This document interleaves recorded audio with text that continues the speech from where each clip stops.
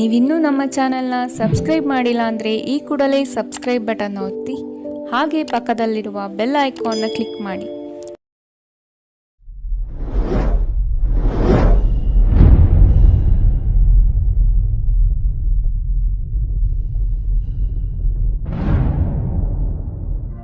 ಈ ರೀಡಿಂಗ್ ನಿಮಗೆ ಅನ್ವಯಿಸಿದರೆ ಅಥವಾ ರೆಸೊನೇಟ್ ಆದರೆ ಮಾತ್ರ ತೊಗೊಳ್ಳಿ, ಇಲ್ಲ ಅಂದರೆ ಬಿಟ್ಬಿಡಿ. ಇದು ಒಂದು ಜನರಲ್ ರೀಡಿಂಗ್ ಮಾತ್ರ ಆಗಿರುತ್ತೆ.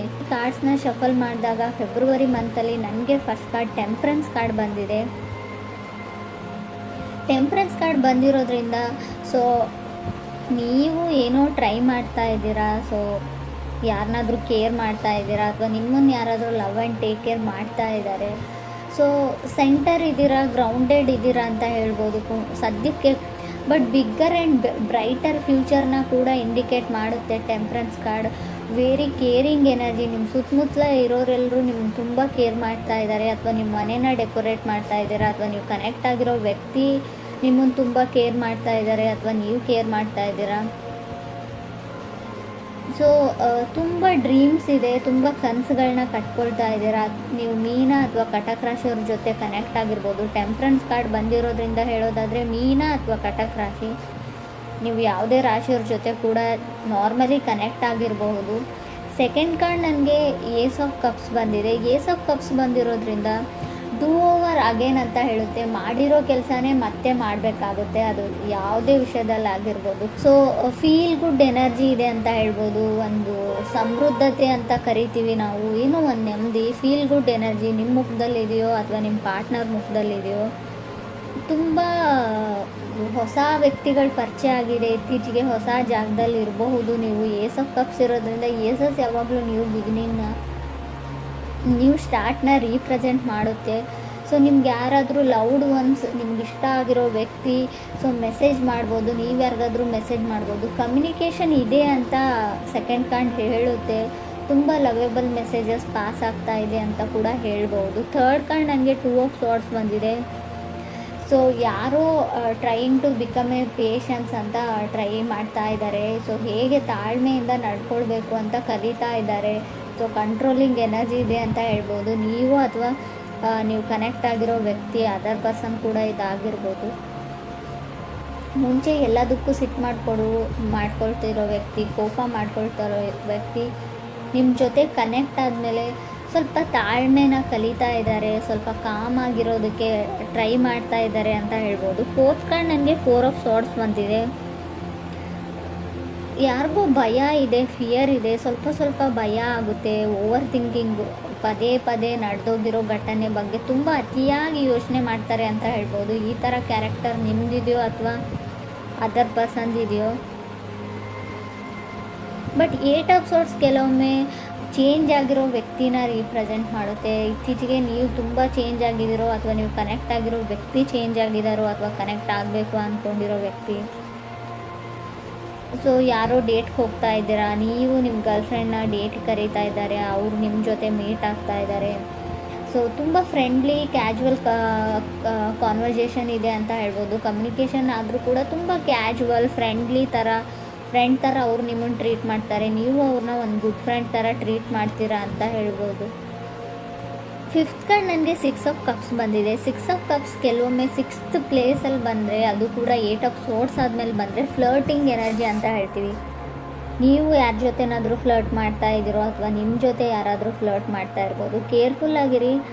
ಸೊ ಅವ್ರಿಗನ್ಸುತ್ತೆ ನಾನು ಫ್ರೆಂಡ್ ಮಾಡ್ಕೊಳ್ತಾ ಇದ್ದೀನಿ, ಕ್ಯಾಶುವಲ್ ಫ್ರೆಂಡ್ಸ್ನ ಮಾಡ್ಕೊಳ್ತಾ ಇದ್ದೀನಿ ಅಂತ ಅವ್ರು ಥಿಂಕ್ ಮಾಡ್ತಾ ಇರ್ಬೋದು. ಬಟ್ ಬೇರೆಯವರು ಅಥವಾ ನೀವಾಗಲಿ ಯಾರಾದರೂ ಇಬ್ಬರಲ್ಲೊಬ್ಬರು ಸೀರಿಯಸ್ ಆಗಿದ್ದೀರಾ ಅಂತ ಕೂಡ ಹೇಳುತ್ತೆ ಎನರ್ಜೀಸು.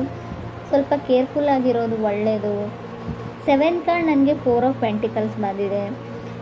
ಹೋಲ್ಡಿಂಗ್ ಬ್ಯಾಕ್, ಯಾರೋ ಯಾರಿಂದನೂ ದೂರ ಸರಿತಿದ್ದಾರೆ ಅಂತ ಅಂದ್ಕೊಳ್ಬೋದು. ಡಿಸಿಷನ್ನ ತೊಗೊಳ್ಳೋದ್ರಲ್ಲಿ ಲೇಟ್ ಮಾಡ್ತಾ ಇದ್ದೀರಾ, ನೀವು ಅದರ್ ಪರ್ಸನ್ನು ಆ ವ್ಯಕ್ತಿಯಿಂದ ದೂರ ಆಗ್ತಾ ಇದ್ದೀರಾ, ಸ್ವಲ್ಪ ಕಾಂಟ್ಯಾಕ್ಟ್ನ ಮಿಸ್ ಮಾಡ್ಕೊಳ್ತಾ ಇದ್ದೀರಾ ಅಂತ ಹೇಳ್ಬೋದು. ಏಟ್ ಕಾರ್ಡ್ ನನಗೆ ಟವರ್ ಕಾರ್ಡ್ ಬಂದಿದೆ. ಟವರ್ ಕಾರ್ಡ್ ಬಂದಿದೆ ಅಂತ ಭಯ ಪಡೋ ಅಗತ್ಯ ಇಲ್ಲ.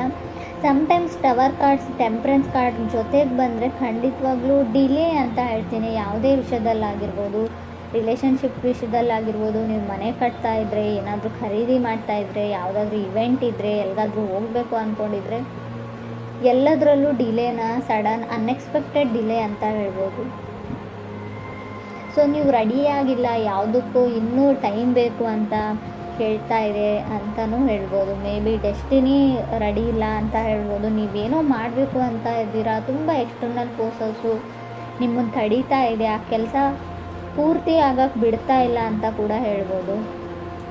ಸೊ 9th ಕಾರ್ಡ್ ನನಗೆ ಹ್ಯಾಂಗ್ಮ್ಯಾನ್ ಬಂದಿದೆ. ಹ್ಯಾಂಗ್ಮ್ಯಾನ್ ಕೂಡ ಅದನ್ನೇ ಹೇಳುತ್ತೆ, ಎಲ್ಲ ಕೆಲಸಗಳು ನಿಧಾನವಾಗಿ ಆಗುತ್ತೆ, slow and steady wins the race ಅಂತ ಹೇಳ್ತೀವಿ. ಎಷ್ಟೇ ನಿಧಾನವಾಗಾದರೂ ಕೂಡ ಕೆಲಸ ಕಂಪ್ಲೀಟ್ ಆಗುತ್ತೆ ಅಂತ ಹೇಳ್ಬೋದು. 10th ಕಾರ್ಡ್ ನನಗೆ 5 ಆಫ್ ಸಾರ್ಟ್ಸ್ ಬಂದಿದೆ. ಹುಷಾರಾಗಿರಿ, ಮೇ ಬಿ ಬ್ರೇಕಪ್ಸ್ನ ಹೇಳ್ತೀನಿ, 5 ಆಫ್ ಸಾರ್ಟ್ಸ್, ಡಿವೋರ್ಸ್ನ ಹೇಳ್ತೀನಿ. ನಿಮಗೆ ಗೊತ್ತಿಲ್ಲದೆ ಇರ್ಬೋದು, ಆಲ್ರೆಡಿ ಡಿವೋರ್ಸ್ ಆಗಿರೋ ವ್ಯಕ್ತಿ ಜೊತೆ ನೀವು ಕನೆಕ್ಟ್ ಆಗ್ತಾ ಇದ್ದೀರಾ ಇತ್ತೀಚೆಗೆ, ಅವ್ರು ಹೇಳದೇ ಇರಬಹುದು ಅಥವಾ ಆಲ್ರೆಡಿ ನಿಮಗೆ ಗೊತ್ತಿರ್ಬೋದು. 5 ಆಫ್ ಸಾರ್ಟ್ಸ್ ಕೆಲವೊಮ್ಮೆ ಮನೆಯಲ್ಲಿ ಡ್ರಾಮಾ ಫೈಟ್ಸ್ನ ರೀಪ್ರೆಸೆಂಟ್ ಮಾಡುತ್ತೆ, ಸಣ್ಣ ಪುಟ್ಟ ಜಗಳನೂ ದೊಡ್ಡದಾಗಿ. ಸೊ ಮೇ ಬಿ ಡಿವೋರ್ಸ್ವರೆಗೂ ಹೋಗಿರ್ಬೋದು. ಹರ್ಮೆಟ್ ಕಾರ್ಡ್ ಕೂಡ ಬಂದಿದೆ. ಸಮ್ಟೈಮ್ಸ್ ಹರ್ಮೆಟ್ ಕಾರ್ಡ್ ಡಿವೋರ್ಸ್ ಆದಮೇಲೆ ಮೇ ಬಿ ಸ್ಯಾಡಲ್ಲಿ, ಸ್ಟ್ರಗಲಲ್ಲಿ ಕೆಲವ್ರು ಇರ್ಬೋದು. ಫೈಟ್ ಫಾರ್ ಲವ್ ಅಂತ ಹೇಳುತ್ತೆ ಹರ್ಮೆಟ್ ಕಾರ್ಡ್. ಟಯರ್ಡ್ ಆಫ್ ಲವ್ ಅಂತ ಹೇಳ್ತೀವಿ. ಫುಲ್ ಆಫ್ ಡೌಟ್ಸ್ ಇದ್ದರೂ ಕೂಡ ಹರ್ಮೆಟ್ ಕಾರ್ಡ್ ಬಂದಿರುತ್ತೆ. ಡೌಟ್ಸ್ ನಿಮಗಿದೆಯೋ ಅಥವಾ ಅದರ್ ಪರ್ಸನ್ಗಿದೆಯೋ. 11th ಹರ್ಮೆಟ್ ಕಾರ್ಡ್ ಇರೋದ್ರಿಂದ ಖಂಡಿತವಾಗ್ಲೂ ನೀವು ಡಿಪ್ರೆಷನ್ ಲೆವೆಲ್ಗೆ ಹೋಗಿರ್ಬೋದು. ಕೆಲವರು ತುಂಬ ಓವರ್ ಥಿಂಕಿಂಗ್, ತುಂಬ ಯೋಚನೆಯಲ್ಲಿ ಕೂಡ ಕೆಲವರು ಇದ್ದೀರಾ ಅಂತ ಕಾರ್ಡ್ ಹೇಳುತ್ತೆ. ಕೆಲವ್ರಿಗೆ ವೆಕೇಷನ್ನ ಅಗತ್ಯ ಇದೆ ಅಂತ ಹೇಳ್ಬೋದು. 2 ಆಫ್ ಸಾರ್ಟ್ಸ್ ಓವರ್ ವರ್ಕ್ನ ಕೂಡ ಸೆಕೆಂಡ್ ಕಾರ್ಡ್ ರೀಪ್ರೆಸೆಂಟ್ ಮಾಡೋದ್ರಿಂದ ಎಲ್ಲಿಗಾದರೂ ಟ್ರಿಪ್ ಹೋಗಿ ಸ್ವಲ್ಪ ಬ್ಯುಸಿಯಾಗಿ ಬೇರೆ ಜಾಗದಲ್ಲಿ ಟೈಮ್ನ ಸ್ಪೆಂಡ್ ಮಾಡಿ ಅಂತ ಹೇಳ್ಬೋದು. ಇನ್ಕಮ್ ಚೆನ್ನಾಗಿದೆ ಅಂತ ಹೇಳ್ತೀನಿ. ಫೈನಾನ್ಷಿಯಲಿ ನನಗೆ ಇನ್ಕಮ್ ತುಂಬ ಚೆನ್ನಾಗಿದೆ ಅಂತ ಕಾಣಿಸ್ತಾ ಇದೆ. ಸೊ ನಿಮ್ಮದೇ ಕೆಲಸ ಮಾಡೋ ಜಾಗದಲ್ಲಿ ನೀವು ತುಂಬ ಬ್ಯುಸಿಯಾಗಿದ್ದೀರಾ, ಓವರ್ ವರ್ಕ್ ಮಾಡ್ತಾಯಿದ್ದೀರಾ, ತುಂಬ ರೆಸ್ಪಾನ್ಸಿಬಿಲಿಟೀಸ್ ಇದೆ, ಬ್ಲಡ್ ಪ್ರೆಷರ್ ಜಾಸ್ತಿ ಆಗ್ತಾ ಇದೆ, ಟೆನ್ಷನ್ ಇದೆ, ಡಿಪ್ರೆಷನ್ ಇದೆ. ಸೊ ಮೇ ಬಿ ಇದು ನೀವು ಕೆಲಸ ಮಾಡೋ ವಿಷಯಕ್ಕೆ ಸಂಬಂಧಪಟ್ಟಿರುತ್ತೆ ಅಂತ ಹೇಳ್ಬೋದು. ವೆಕೇಷನ್ನ ಅಗತ್ಯ ಇದೆ ನಿಮಗೆ, ಸ್ವಲ್ಪ ಟೈಮ್ ತೊಗೊಳ್ಳಿ, ಹೊರಗಡೆ ಎಲ್ಲಾದರೂ ಹೋಗಿ. ಸೊ ಕೆಲವ್ರು ರೆಡಿಯಾಗಿದ್ದೀರಾ, ಕೆಲವ್ರದ್ದು ಮದುವೆ ಕೂಡ ಫಿಕ್ಸ್ ಆಗಿದೆ ಅಂತ ಅಂದ್ಕೊಳ್ತೀನಿ ನಾನು. ಏಸ್ ಆಫ್ ಕಪ್ಸ್ ಇರೋದ್ರಿಂದ ಆಲ್ರೆಡಿ ಮದುವೆ ತುಂಬ ರೀಸೆಂಟಾಗಿ ಮದುವೆ ಆಗಿರ್ಬೋದು. 15 days 1 ಮಂತಲ್ಲಿ ಕೆಲವ್ರು ಮದುವೆ ಇರ್ಬೋದು ಮುಂದೆ, ಅಥವಾ ಆಲ್ರೆಡಿ ಮದುವೆ ಆಗಿರಬಹುದು ಅಂತ ಹೇಳ್ತಾ ಇದೆ. ಮೇ ಬಿ ಇದು 1.5 ಡೇದು ಕೂಡ ನಾನು ಕೌಂಟ್ ಮಾಡ್ತೀನಿ. 2 days ಆಯಿತು, 1 days ಆಯಿತು, ಗೊತ್ತಿಲ್ಲ ನನಗೆ. ನಾನು ರೀಡಿಂಗ್ ನೋಡುವಾಗ ಇದು ನಿಮ್ಗೆ ಅನ್ವಯಿಸುತ್ತೆ ಅಂತ ಅಂದ್ಕೊಳ್ತೀನಿ. ಕೆಲವ್ರು ತುಂಬ ಖುಷಿಯಾಗಿದ್ದೀರಾ, ಕೆಲವರು ತುಂಬ ನರ್ವಸ್, ಫಿಯರ್ ಅಂತ ಆಗಲೇ ಹೇಳಿದೆ ನಾನು. ತುಂಬ ಭಯದಲ್ಲಿದ್ದೀರಾ. ಕೆಲವರು ಭಯ ನಿಮಗಿದೆಯೋ ಅಥವಾ ನಿಮ್ಮ ಪಾರ್ಟ್ನರ್ಗಿದೆಯೋ, ತುಂಬ ನರ್ವಸ್ನೆಸ್ ಇದೆ, ಭಯ ಇದೆ ಅಂತ ಕೂಡ ಕಾರ್ಡ್ಸ್ ಹೇಳ್ತಾ ಇದೆ. ಬಟ್ ಟವರ್ ಕಾರ್ಡ್ ಇರೋದ್ರಿಂದ ಹೆಲ್ತಿನ ವಿಚಾರದಲ್ಲೂ ಕೂಡ ನೀವು ತುಂಬ ಗಮನ ಕೊಡಬೇಕು. ಅನ್ಎಕ್ಸ್ಪೆಕ್ಟೆಡ್ಲಿ ಹೆಲ್ತ್ ಹಾಳಾಗುವಂಥ ಚಾನ್ಸಸ್ ಇದೆ.